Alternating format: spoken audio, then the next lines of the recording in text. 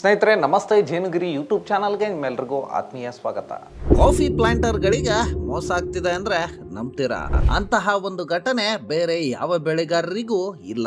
ಗಂಟೆಗೂ ರಫ್ತು ಆಮದಿನ ಸಂಪೂರ್ಣ ಮಾಹಿತಿ ಇರುವ ಬೆಳೆಗಾರ ಅಂದ್ರೆ ಅದು ಕಾಫಿ ಬೆಳೆಗಾರ. ಅಂತಹ ಕಾಫಿ ಬೆಳೆಗಾರನಿಗೆ ಈಗ ದೊಡ್ಡ ಮಟ್ಟದ ಮೋಸ ಆಗುತ್ತಿದೆ ಅಂದ್ರೆ ನೀವು ನಂಬಲೇಬೇಕು. ಅಂತಾರಾಷ್ಟ್ರೀಯ ಮಾರುಕಟ್ಟೆಯಲ್ಲಿ ಇಂದಿನ ಬೆಲೆ ಪ್ರಕಾರ 375 ಸೆಂಟ್ಗಳಿದ್ದರೂ ಅರೇಬಿಕ್ ಪಾರ್ಚಿಮೆಂಟ್ ಬೆಲೆಯಲ್ಲಿ ಭಾರಿ ಇಳಿಕೆ ಮಾಡಲಾಗಿದೆ. ಕಳೆದ ಒಂದು ವಾರದ ಹಿಂದೆ ಕಾಫಿ ಬೆಲೆ 410 ಸೆಂಟ್ಸ್ಗಳಾದಾಗ 50 ಕೆಜಿಗೆ ಅರೇಬಿಕ್ ಪಾರ್ಚ್ಮೆಂಟ್ಗೆ 29,000 ರೂಪಾಯಿ ಬೆಲೆ ಇತ್ತು.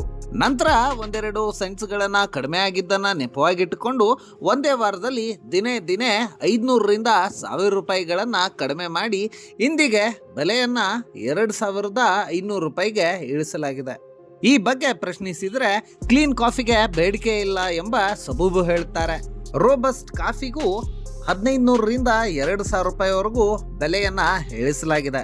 ಇದರ ನಡುವೆ ಅರೇಬಿಕ್ ಚೆರಿ ಕಾಫಿಗೆ ಏನೇ ಬೆಲೆ ಕುಸಿತಗೊಂಡರೂ ಇವತ್ತಿನ ಬೆಲೆ 50 ಕೆಜಿಗೆ 15,000ದಿಂದ 16,000ವರೆಗೂ ಮಾರಾಟವಾಗ್ತಿದೆ.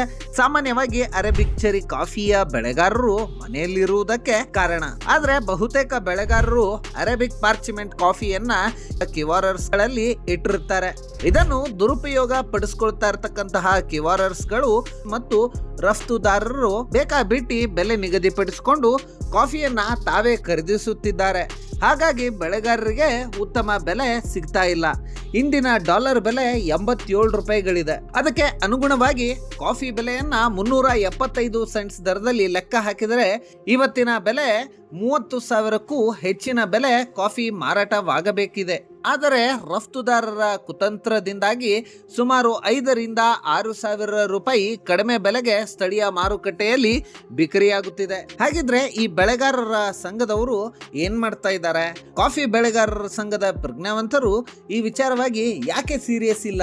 ಈ ಹೊರದೇಶಕ್ಕೆ ಕಳಿಸೋ ಈ ಮಂದಿ ಅಂದ್ರೆ ರಫ್ತು ಮಾಡೋರಿಗೆ ಈಗ 30 ವರ್ಷಗಳ ನಂತರ ಮತ್ತೆ ದರೋಡೆ ಮಾಡೋ ಸಮಯ.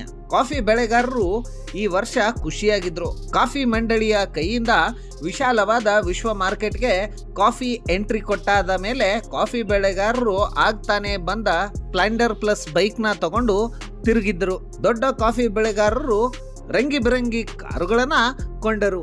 ಈಗ ಕಾಫಿಯಲ್ಲೇ ಬಡವರ ಕಾಫಿ ಎನಿಸಿಕೊಂಡ ಅಷ್ಟೇನು ಹೆಚ್ಚು ಖರ್ಚು ಕೇಳದ ರೆಬೆಸ್ಟಾ ಕಾಫಿ ಬೆಲೆ ಬೆಳೆಗಾರರಿಗೆ ಕೊಟ್ಟ ಖುಷಿ ಪಾರವೇ ಇರಲಿಲ್ಲ.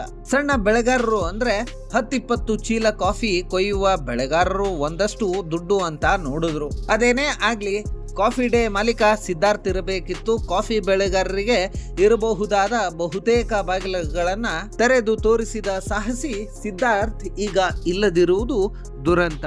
ಈ ಹಿಂದೆ ಕಾಫಿ ಡೇ ಕಂಪನಿಯ ಮಾಲೀಕ ಸಿದ್ಧಾರ್ಥ್ ಹೆಗಡೆ ಅವರು ಇದ್ದಾಗ ಬೆಳೆಗಾರರಿಗೆ ಉತ್ತಮ ಬೆಲೆ ಸಿಗ್ತಿತ್ತು. ಅವರು ಸ್ವತಃ ಕಿವಾರರ್ಸ್ಕರು ಹಾಗೂ ರಫ್ತುದಾರರು ಕೂಡ ಆಗಿದ್ರು. ಅವರು ನಿಗದಿಪಡಿಸಿದ ಬೆಲೆಯನ್ನ ಉಳಿದ ರಫ್ತುದಾರರಿಗೆ ನಿಗದಿಪಡಿಸ್ತಾ ಇದ್ರು. ಈಗ ಅವರಿಲ್ಲದ ಪ್ರತಿಯೊಬ್ಬ ಬೆಳೆಗಾರ ಅನಾಥರಂತಾಗಿದ್ದಾರೆ. ಈ ವಂಚನೆ ವಿಚಾರದಲ್ಲಿ ಸ್ಥಳೀಯ ಕಾಫಿ ವ್ಯಾಪಾರಸ್ಥರ ಪಾತ್ರ ಇರುವುದಿಲ್ಲ. ರಫ್ತುದಾರರಿಂದ ಬೆಳೆಗಾರರಿಗೆ ವಂಚನೆ ಆಗುತ್ತಿರುವುದು ಕಣ್ಮುಂದೆ ಕಾಣುತ್ತಿದ್ದರೂ ವ್ಯಾಪಾರಸ್ಥರು ಅಸಹಾಯಕರಾಗಿದ್ದಾರೆ. ಕೊಡಗು ಎಸ್ಪಿ ಮಾತ್ರ ಈ ಬಗ್ಗೆ ಮಾತಾಡಿದ್ದಾರೆ.